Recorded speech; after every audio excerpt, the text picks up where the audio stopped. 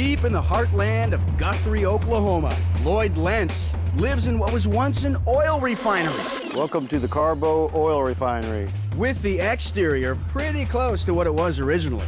Inside, he got creative, starting right when you walk in the front door. We have this Ford that we restored several years back, and it was just a nice place to keep it, part of the family. So we can use this space as a garage or a downstairs living area.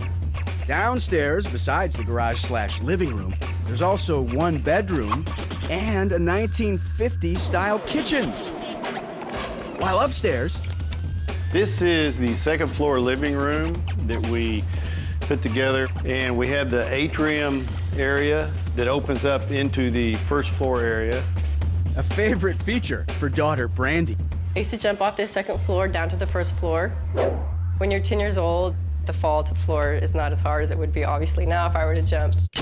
There's lots more wide open living space on the second floor. A great place to hang out with family and friends. I gotta level that floor over there. And just around the bend is the cozy master bedroom. When the second floor was constructed, it split these windows. So that accounts for the odd design of the windows on the second floor. Of course, the rest of the window continues down below, which is the first floor. When Brandy lived here, she liked the windows too. It was easy to sneak out because there were no screens on the windows.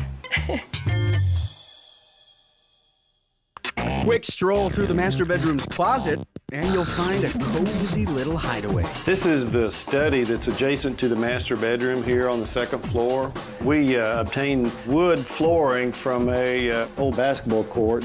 This is maple, and the original floor was probably laid down in the 1920s.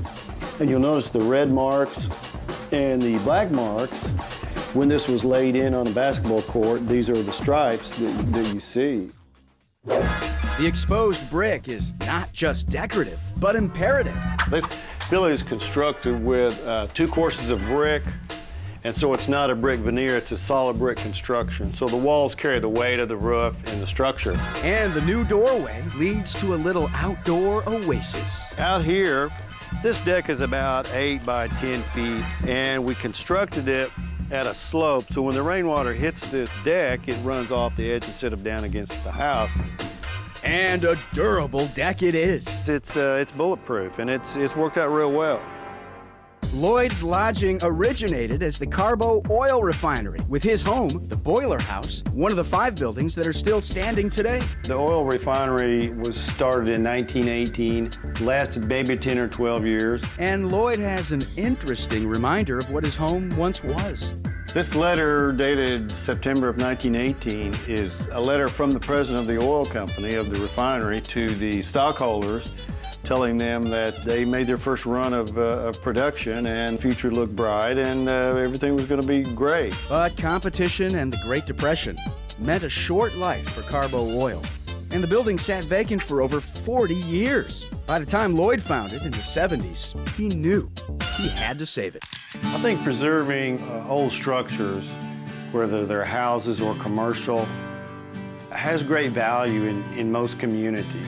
This is an artifact from our past, and it means a lot to us. In the beginning, he wasn't sure buying the refinery was a good idea. We had numerous second thoughts, but the creative aspect of building this, it kept us going, fortunately. And there were trials and tribulations along the way. Probably the biggest challenge in this project was to make the building weathertight, where the roof didn't leak, the wind didn't come through the windows, and you could keep heat in it. So he added central heat and exposed ductwork all over the house. And they had to shed some light on the matter, and lots of it. We wanted to create a mood with our lighting, so we've used a combination of track lights, recessed lights, eyeball and spotlights.